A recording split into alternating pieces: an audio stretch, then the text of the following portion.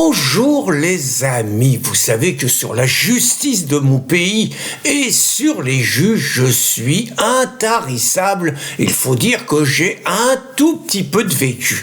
Et en parlant de vécu, mon copain le président de Riposte Laïque, Guy Sebag, il a appris qu'il se prenait une nouvelle mise en examen. Il a déconné, Guy. Il a autorisé notre copine Sophie Durand à écrire un article sur Raquel Bourgi. Vous savez pas qui c'est, Raquel Bourgi? C'est une enseignante, enfin une maître de conférence, par ailleurs bien en chair, par ailleurs militante LGBT, qui a fait une démonstration incroyable. Elle est également spécialiste de l'anus et elle a fait une démonstration incroyable à ses élèves en faisant un striptease pendant une vingtaine de minutes et en finissant complètement à l'OLP. Sophie, ça l'a un tout petit peu interpellée. Elle a donc fait un article un tout petit peu à charge. Que croyez-vous qu'il arriva? Dans un pays normal, me semble-t-il, une enseignante qui commence un cours habillé et qui finit à poil devant ses élèves, normalement, elle a quelques soucis avec la hiérarchie. Là, pas du tout. La hiérarchie, elle est derrière elle, c'est l'université. Et donc, elle a déposé plainte contre Riposte et on va se prendre un nouveau procès. Le même jour où, autre registre, mon copain Éric Zemmour, il avait 2 verdicts de la cour d'appel suite à 2 premières condamnations qu'il avait eues devant la 17e chambre. Quand je dis 2 premières condamnations, c'est sur ces 2 affaires, parce que sinon, le camarade Éric, il est comme nous, il croule sous les plaintes, il croule sous les procès. Je sais pas trop s'il en est pas à 15 ou 20. Alors je vais vous expliquer la combine maintenant. Parce qu'auparavant, quand une association antiraciste déposait plainte contre quelqu'un, l'association, elle devait mettre de l'argent sur la table. C'est pas trop un problème avec les millions qui touchent de subventions. Mais enfin, ils sont un peu rapias. Ils préfèrent autant, si on peut ne pas payer, autant ne pas payer, poursuivre et passer à la caisse après. Et donc la combine, elle est super. Maintenant, c'est le procureur de la République, avec qui ils sont cul et chemise, copains comme cochons, qui lui dépose plainte et après les assos, ça se porte partie civile et dililing, pas un sou à sortir. C'est exactement ce qui s'est passé là. Donc Éric, il avait été condamné 2 fois donc par la 17e chambre. La première, c'était suite à des propos qu'il avait tenus sur CNews sur les mineurs isolés. Il était méchant, Éric. Il avait dit qu'ils avaient rien à faire en France, qu'ils faisaient augmenter la délinquance et la criminalité et qu'il fallait les renvoyer dans leur pays. Ça coûte cher, 10 000 € dans les trous de nez d'amende seulement, sans parler évidemment des frais de justice, dommages et intérêts et autres préjudices qu'il devra rembourser aux antiracistes. Par ailleurs, les antiracistes, moi je trouve également que dans un pays normal, on ne devrait avoir le droit de déposer plainte que quand on est directement concerné, et pas quand on se contente d'être finalement des racketteurs professionnels, subventionnés par nos impôts, et qui d'autre part, même quand ils sont pas concernés, ils déposent plainte. Vous voyez, c'est pas mal.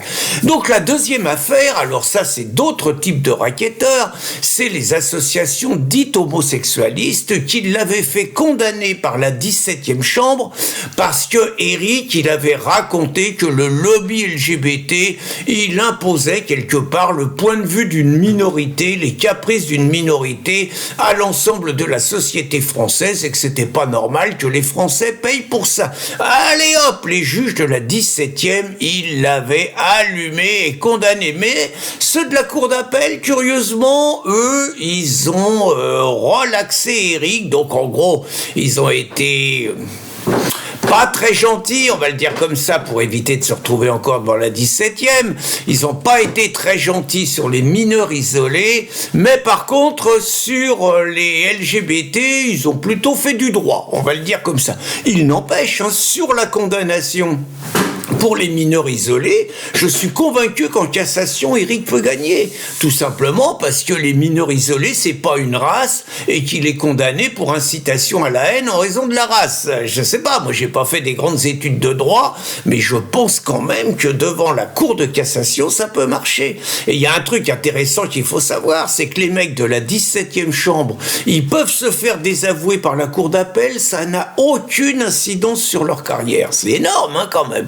Alors que ceux de la Cour d'appel, s'ils sont désavoués par la Cour de cassation, c'est plus embêtant, d'où la compréhension de certains verdicts qui sont donnés. Par ailleurs, et je crains hélas de savoir de quoi je parle, je pense que l'engrenage des plaintes qui sont déposées contre Éric Zemmour ont plusieurs intérêts, plusieurs buts de la part des collabos, des délateurs et des mouchards. La première chose, c'est d'intimider toute la société française et de faire taire finalement une parole libre au nom évidemment de le racisme n'est pas une opinion, c'est un délit, ben voyons Bouffi, et l'homophobie c'est pas une opinion, c'est un délit, ben voyons Charlot. Hein, et donc à partir de là, on va considérer évidemment que si vous dites que l'islam n'est pas compatible avec la France, avec la République, avec la démocratie, avec le droit des femmes, on va dire que c'est du racisme, vous voyez, puisque vous attaquez l'islam qui est une religion de musulmans, les musulmans, donc vous êtes raciste. Donc vous n'avez pas le droit de dire ça, vous voyez. Sur l'homosexualisme, on va dire qu'à partir du moment où vous êtes contre le mariage homosexuel, vous êtes homophobe et que l'homophobie, vous voyez, le totalitarisme qui se prépare. Donc ça, c'est une première chose, intimider les dissidents, empêcher la libre expression de débat de société. Mais il n'y a pas que ça. La deuxième chose, c'est naturellement frapper au porte-monnaie, ça c'est clair. Mais la troisième chose, c'est monter des dossiers et au fur et à mesure faire grimper les peines qui sont encourues. Je suis convaincu, j'espère me tromper, je suis convaincu que la multiplication des procès commis contre Éric Zemmour se terminera par des procureurs qui demanderont des peines de prison. Ça commencera par des peines de prison avec sursis. Hein, vous allez avoir 4 ou 5 demandes de peine de prison avec sursis. Puis la 6e fois, vous allez vous prendre de la prison. Et naturellement, dans tous les médias, on qualifiera Éric Zemmour, mais aussi plein d'autres, de multirécidiviste, qu'on lira naturellement à racisme. L'AFP reprendra toutes les dépêches d'agence en disant Éric Zemmour, multirécidiviste, lourdement condamné, avec évidemment incitation à la haine raciale qui s'ajoutera à ça, histoire de l'habiller pour l'hiver. Tous les médias reprendront la dépêche de l'AFP et on assimilera le nom d'Éric Zemmour à racisme, à condamnation et à prison. Je crois savoir de quoi nous parlons avec Christine, ça a commencé comme ça, nous. Alors les procureurs, premier procès, il nous a demandé de la prison. Hein. Le mec, c'était une nana, elle a demandé 4 mois de prison avec sursis contre moi et 2 mois de prison contre Pascal Ilout. Avec Christine, ça a été pareil. Aujourd'hui, on en est à des procureurs qui demandent de la prison ferme en expliquant que c'est la seule façon de nous faire taire.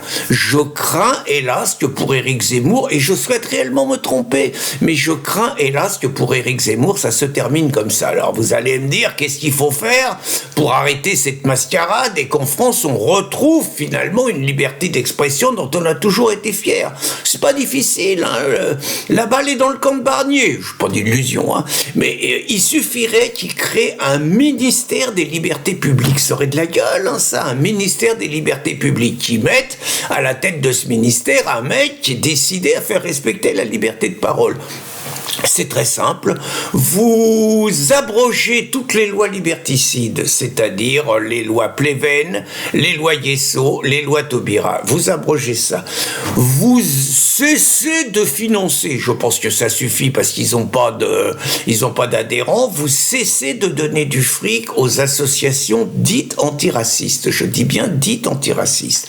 Vous cessez de subventionner les milliers, je dis bien les milliers de délateurs délateurs, de mouchards, de commissaires politiques, que ça soit des politiques et leurs attachés parlementaires, que ça soit les associations antiracistes, que ça soit des associations d'État comme la DILCRA, vous dissolvez l'ARCOM. C'est un machin qui sert à rien si ce n'est à mettre la pression sur la liberté d'expression sur les antennes.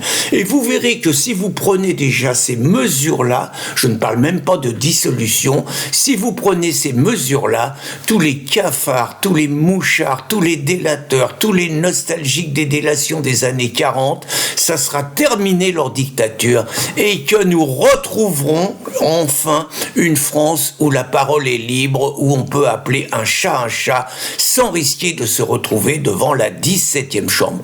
En attendant, bon courage à Eric et bon courage à tous ceux qui sont persécutés par les juges, par les collabos et par les mouchards. Bonne journée les amis.